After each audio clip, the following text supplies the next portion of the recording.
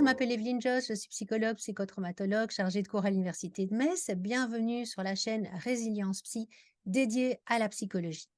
Aujourd'hui, je reçois Emmanuel Aliwa. Bonjour Emmanuel. Bonjour Evelyne. Et nous allons parler du protocole des 6C. Alors pour commencer, Emmanuel, est-ce que vous avez envie de dire quelque chose de vous, de votre parcours? Oui, volontiers, rapidement. J'ai une expérience essentiellement en cabinet privé, en Israël et en France, et sur le terrain militaire, en particulier avec les soldats blessés. Alors on y J'ai reviendra, été... mais vous Oui, êtes aussi formatrice dans le protocole 6C et vous êtes voilà, d'ailleurs la représentante officielle dans les pays francophones du protocole. exactement, depuis 2 ans. Alors c'est quoi ces 6C? C'est quoi ce protocole? D'abord, c'est un protocole de premier secours psychologique. D'accord? Donc, on est dans la temporalité de l'urgence. Et le but du protocole est de faire basculer une victime ou un témoin de l'impuissance à l'efficacité. Le modèle en lui-même se fonde sur l'activation cognitive et fonctionnelle. D'accord. Et il est à 180 degrés de ce qui peut se pratiquer généralement en situation d'urgence, euh, puisqu'il est très éloigné des efforts naturels, compassionnels qu'on a tous tendance à mobiliser en situation d'urgence. Donc les 6C, c'est une méthode avec 6 étapes qui permettent de déchoquer, de renforcer la résilience et de réduire les risques de développer un PTSD. Tout ça en 90 secondes, ça me semble pas mal. C'est un protocole sur lequel on a aujourd'hui 15 années de retour d'expérience et les publications du professeur Farki, ainsi que d'autres publications internationales qui continuent d'alimenter euh, la littérature scientifique. Alors comment est né ce protocole? Il vient de qui? Sur quelle base théorique se base-t-il? Mhm. Sur quelle expérience de terrain? De qui? Alors, alors, l'auteur du protocole est le professeur Farki, Moshe Farki. On trouve sur PubMed en tapant son nom.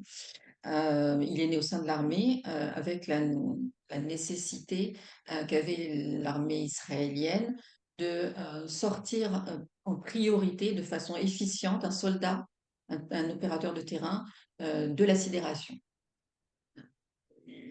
C'est vraiment la scène de naissance du 6C. On est pris d'assaut. L'un des soldats semble blessé. En réalité, on se rend compte que son intégrité physique n'est pas touchée, euh, mais il est dans une incapacité de continuer la mission. Et là, comme souvent dans les différentes armées, on le secoue, on lui crie dessus, on tape sur le casque et on se rend compte qu'il est toujours dans cet état-là et qu'il n'est pas en capacité de reprendre la mission. Donc, le professeur a éprouvé lui-même, hein, un soldat au sein de Tsahal, puisqu'on est tous en Israël, a, euh, a tâtonné, a fait des explorations sur ce qui existait, sur les sources, a trouvé des sources d'inspiration, a expérimenté différentes pistes, jusqu'à ce que il développe la méthode qui a permis de sortir le soldat de cet état-là en 90 secondes, ce qu'il a ensuite randomisé et expliqué dans sa littérature. Le but étant que, que- de ne pas mettre en danger l'unité et que la mission puisse continuer, hein. C'était le route. Et si on duplique ce mécanisme-là à la société civile, ça va correspondre à une personne euh, qui est en train de travailler, qui subit, ou une mère qui est en vacances sur l'autoroute, qui subit un accident de voiture. Si on a bien apporté les premiers secours et que son intégrité n'est pas touchée, physique, elle doit être en capacité de revenir à sa routine. C'est l'objectif majeur, hein, puisque le niveau d'adversité en Israël, mais pas que, je découvre aussi que l'Europe est bien lotie, le niveau d'adversité est tel que il faut se remettre en selle immédiatement. Et c'est ce qui participe d'ailleurs à la résilience de ce pays, hein, beaucoup. Et l'impact du CICE en Israël a été considérable parce que ça fait tache d'huile. Quand on applique devant quelqu'un le CICE, très rapidement, les gens qui sont autour vous demandent: mais qu'est-ce que tu as fait? Euh, donc, il y a une espèce de contamination positive très, très efficiente, et donc il participe à la résilience au niveau de la personne, du groupe auquel il appartient, de la communauté. Et c'est vrai qu'aujourd'hui, on peut le dire du pays tout entier. Et c'est ce que le professeur transmet depuis 15 ans, à un titre tout à fait euh, amical au travers des différents pays, gracieux, et qu'il souhaite aujourd'hui, enfin depuis 2 ans en tout cas, il m'a donné l'autorisation de le faire en France et dans les pays francophones. Donc c'est un protocole qui a tout son sens, quel que soit en fait, l'événement traumatisant et quel que soit le contexte, que ce soit des contextes de paix ou de Exactement, guerre, individuels ou exactement. collectifs. Absolument. Une agression dans la rue, un accident de voiture. J'ai découvert qu'en France, les accidents de la voie publique étaient ceux qui généraient le plus de développement de troubles de stress post-trauma.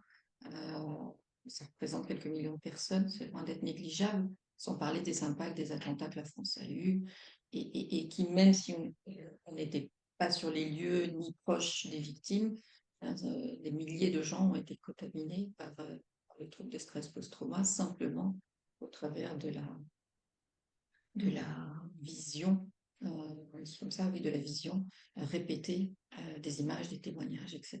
Et l'INSERM a fait un super boulot sur plusieurs années sur ces personnes-là.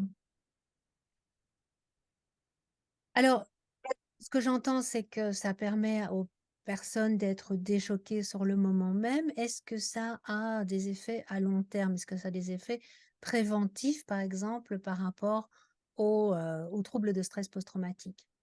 Oui, c'est aussi la thèse que défend le professeur Farki, qui met en évidence que, alors aujourd'hui, le protocole est appliqué dans toutes les institutions, c'est-à-dire que lorsque vous appelez les pompiers, le SAMU, etc., ils ont le script du CIC qui immédiatement apparaît, et qu'ils connaissent de toutes les façons, puisque le CIC est enseigné dès l'école à partir de 7 ans. En fait, les deux types de secours sont enseignés à l'école, les secours psychologiques d'urgence et les secours physiques, l'équivalent du PSC1 en France. Ça permet effectivement de très rapidement faire face à l'adversité. Donc oui, ça a des mesures préventives, en ce sens que, par exemple, lorsque les unités de police ou de pompiers se rendent sur un lieu suite à, pas forcément une attaque, mais suite à un accident, etc., ils ont des éléments factuels, très peu en général, et sont eux-mêmes évidemment soumis à un niveau de stress qui est important. Et donc, ils se préparent avec le 6C. Le 6C a 3 temporalités, le avant, le pendant et le après, dans une fenêtre de 6 heures. C'est-à-dire la fenêtre de reconsolidation, enfin de consolidation, hein, de la De- mémoire. On a déjà Absolument.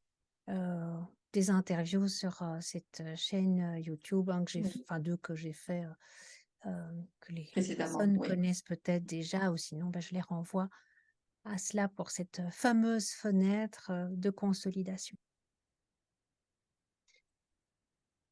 Alors, est-ce que vous pouvez nous en dire un peu plus, de ce protocole? Comment vous, déjà, vous l'avez, rencontré ce protocole? Comment Je vous en l'ai avez eu rencontré. connaissance? Puisque Oui, maintenant, alors, visiblement, il est très, répandu, mais, ce n'est pas le cas il y a quelques années de ça. en France, non, bien sûr, hein, il a été autorisé à diffusion il y a 2 ans par son auteur, mais en Israël, il est développé depuis une quinzaine d'années, et le ministère de la Santé a décidé que ce serait le protocole des Israéliens il y a quelques années, d'où l'enseignement euh, au sein des écoles. Comment je l'ai rencontré? De manière un peu brutale sur le terrain, en mission, où j'ai été l'objet, moi, de situations où ma vie était menacée. Et il a fallu faire face, affronter avec la douleur physique pendant 48 heures. Euh, et j'ai longtemps cherché, une quinzaine d'années après cet événement majeur, comment je m'en étais sortie cognitivement, et non pas après, mais sur le moment, pour ne pas parler, pour ne pas mourir, je crois tout simplement. Euh, et j'ai essayé de me souvenir, et j'ai essayé d'étudier, de comprendre quels avaient été les mécanismes euh, d'adaptation que j'avais pu mettre en place à ce moment-là, ce dont je me souvenais, hein, évidemment, parce que les pertes de connaissances étaient quand même assez fréquentes, pour ce dont je me souvenais. J'ai eu quelques éléments de réponse au travers des études, et de mes études. Et puis, ma route a croisé l'auteur du CICE qui était focalisé sur comment réduire le trouble de stress post-trauma au sein des forces de l'ordre, au sein des unités militaires. Parce qu'évidemment, on a eu pendant très longtemps les mêmes problématiques qu'ici, en France, notamment celles que connaissent les forces de l'ordre, en termes de niveau de suicide. Et, et c'était un enjeu majeur pour lui que de pouvoir impacter aussi dans un second temps, pas seulement dans le temps de l'urgence. Et donc là, toutes les études du centre de recherche qu'il a créé se focalisent justement sur euh, le lien direct entre l'application du protocole 6C et la réduction euh, du stress post-trauma. Ce sont les prochaines études qui devraient voir le jour, sur lesquelles il est. Donc, on s'y prépare avant en appliquant le 6C. C'est-à-dire que toute l'équipe dans l'unité, toute l'équipe euh, dans la voiture, l'ambulance, peu importe le type d'institution, applique le 6C sur chacun de ses membres. Donc, concrètement, ce sont les étapes, la première étant la communication, donc, pardon, la première étant la connexion. Donc, on se rappelle qu'on est tous ensemble, on est une équipe, on n'est jamais un individu seul. Ensuite, on communique de façon uniquement cognitive sur les faits. On repasse en revue les questions à poser sur les personnes en état de choc, et même celles qui paraissent ne pas l'être. C'est assez intéressant parce que au cours des formations, je me rends beaucoup compte que les témoins sont négligés par les forces de l'ordre, les secouristes, etc. Et très souvent, c'est celui qui a une réaction qui n'est pas visible qui est le plus impacté, parce qu'il a souvent déjà commencé son processus dissociatif. Donc, voilà, et très vite, le professeur Farki a compris qu'il fallait focaliser sur les témoins. Donc, je trouve que c'est quelque chose qui, ici, fait pas mal bouger les lignes en situation d'urgence. Donc, poser des questions cognitives, les recruter, fondamental. Monsieur, j'ai besoin de vous.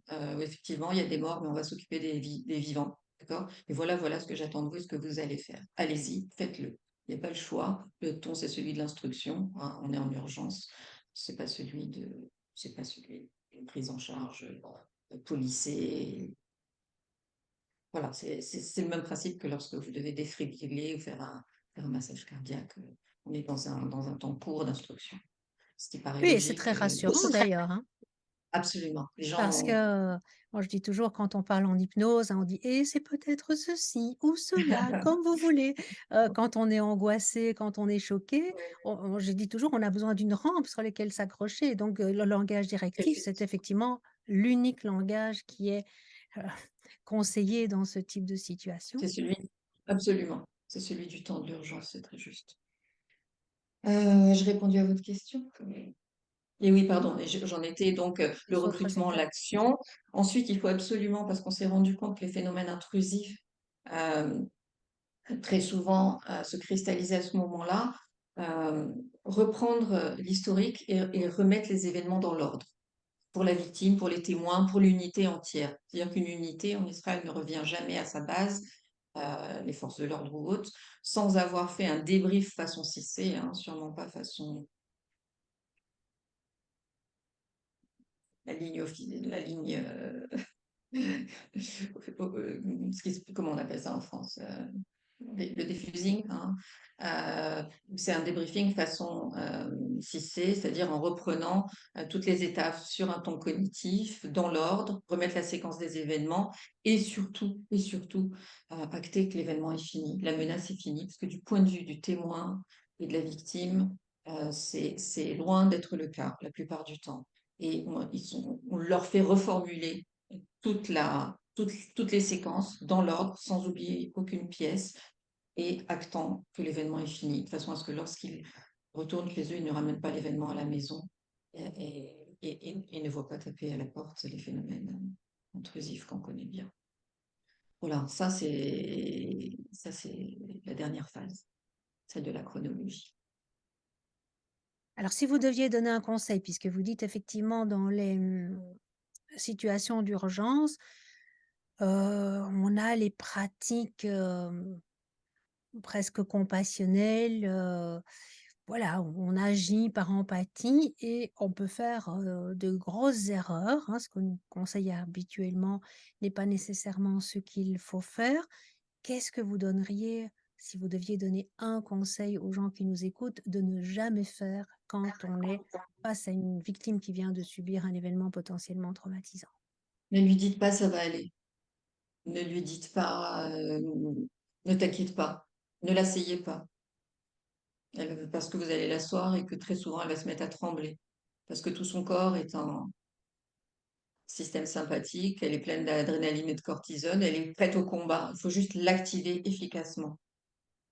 Si vous la maintenez passive, vous renforcez sa victimisation, vous renforcez sa posture, vous la surinfectez. En fait, chaque fois que vous allez être gentil pour être caricatural, bienveillant, oui, mais de façon efficace. Mais oubliez tout le langage compassionnel à ce moment-là, en tout cas, pour la phase aiguë. Oui, on n'est pas dans la calinothérapie, hein. Il y a aussi un épisode, sur, la théorie polyvagale, le troisième épisode, où justement, moi je pars de la théorie polyvagale, où je donne aussi des instructions de ce qu'il faut faire, hein. C'est clair qu'il faut remettre les personnes en mouvement puisque généralement si elles sont, dans le dorsal, elles sont, immobiles, complètement, choquées donc l'idée c'est Exactement. de faire rebouger les choses et de rester effectivement dans le sympathique et pas de les faire asseoir pour, les ramener dans une position Tout à parasympathique. fait. Tout à fait. La théorie polyvagale a permis aussi de recadrer le 6C, hein. C'est passionnant parce que parmi les 6 étapes, on avait tendance, nous aussi, à proposer un verre d'eau à quelqu'un. Et aujourd'hui, évidemment, c'est ce qu'on ne fait plus du tout. Euh, Et on peut voilà. peut-être expliquer pour, les auditeurs qu'effectivement tout ce qui est, au niveau du visage, va activer la branche ventrale du parasympathique et quand une personne est dans le dorsal ou quand elle est hyper activée au niveau du sympathique, l'idée c'est, bah, de la mettre dans un sympathique régulé. Donc, pour, ceux qui sont dans le dorsal, de les faire remonter, dans le sympathique et pour les personnes Pour qui les sont personnes qui dans un sont sympathique dérégulé, bah, c'est de leur permettre de décharger, cette énergie pour qu'ils Mm. retrouvent un sympathique régulé et que la phase où on passe, dans le ventral ne vient qu'après ça, hein, que bon, la théorie polyvagale, c'est vraiment une échelle, il faut remonter les échelons et donc, ben, l'erreur, comme, vous le dites, ce serait de donner un verre d'eau qui activerait le ventral trop précocement. Donc c'est pas qu'on C'est est ça, contre donner un verre d'eau, c'est qu'il y a des étapes et c'est une question de enfin de chronologie. ça, exactement. Exactement. Et je pense que ça sera une des sources aujourd'hui dans les sources d'inspiration du CIC. Ce sera une des sources qui viendra effectivement compléter celle que le professeur Farki, sur lesquelles le professeur Farki s'appuie. Est-ce que vous avez envie encore de nous dire quelque chose, de nous partager quelque chose par rapport à ces 6C? Oui, j'ai envie de dire que c'est en fait de reprendre les mots des stagiaires qui viennent se former, c'est le 6C, en fait, ça va nous servir pour tous les jours. Ça va nous servir dans notre vie personnelle avant même notre vie professionnelle, puisque ça va nous permettre de faire face à l'adversité de façon efficace et de rebondir beaucoup plus vite. Euh, et c'est ça, en fait, la résilience. La résilience, c'est dans l'urgence, de notre point de vue en tout cas, qu'elle se construit. C'est dans l'urgence qu'elle se construit. Et c'est notre capacité à faire en sorte de nous adapter dans l'urgence, avec le bon dosage des ressources à mobiliser. Et je pense que et c'est ce que j'apprécie beaucoup dans ce projet 6C, pour lequel moi je suis complètement bénévole, hein, c'est de transférer une expertise pour permettre à d'autres pays de faire face à une adversité plutôt croissante, en étant, euh, j'ai envie de dire, presque positivement impacté. C'est-à-dire qu'à un moment donné, l'adversité peut devenir source, c'est ma conviction en tout cas, source de croissance. Et que vous allez développer grâce au fait que vous ayez eu la bonne posture en urgence, donc dans les 6 premières heures, vous ayez la bonne posture, vous allez développer, vous allez pouvoir développer des compétences que vous n'auriez jamais eues si cet événement, cette menace vitale n'était pas survenue. Et voilà, c'est une autre façon d'aborder le trauma qui, de mon autre point de vue, et en tout cas du mien, très certainement fait partie de la vie. Il est à inclure dès le départ. Ce n'est pas un événement, un épiphénomène. Le trauma fait partie de la vie. La problématique est, quand on est face à lui, est-ce que je veux être une victime ou est-ce que je veux être autonome? Euh, et c'est tout l'enseignement peut-être qu'on peut tirer des Israéliens sur cette question-là. C'est un mot qu'on entend rarement, être victime en Israël, hein. Ils sont tous survivants d'eux. Et on n'est pas victime du Bataclan, hein. Si on a survécu, c'est qu'on est survivant du Bataclan. Alors c'est vrai que c'est pas un épiphénomène, hein. Bah, alors évidemment, des pays comme Israël sont particulièrement exposés, d'autres pays en Afrique, par exemple, aussi, ou dans d'autres, sur d'autres continents également. Mais même dans les pays en paix comme la France, on se dit qu'on est quand même privilégié quand on voit les études épidémiologiques. Rares sont les personnes qui échappent à un, 2, 3, voire davantage, hein, d'événements traumatisants ou en tout cas potentiellement traumatisants. Donc effectivement, je pense qu'être préparé à ça, c'est jamais, perdu. C'est être préparé à la vie, j'ai envie de vous dire, hein, puisque la vie, c'est le mouvement et que le mouvement ne se fait pas sans accélération brutale, soudaine et imprévisible. Je voudrais juste revenir sur ce que vous m'avez euh, recommandé d'indiquer qu'il fallait faire en urgence. Je voudrais juste repréciser qu'on sait depuis 2012, et c'est même une préconisation de l'OMS, que les approches émotionnelles comme le diffusing sont aggravantes et sont non recommandées par l'OMS. Donc c'est très compliqué de comprendre qu'elles soient encore enseignées quand on sait les dommages que cela peut faire. Oui, et ça dépend effectivement comment a été conçu le diffusing parce que, par exemple, moi je travaillais pour, Oui, MSF et à MSF, on ne parle pas oui, d'émotionnel, à adapter.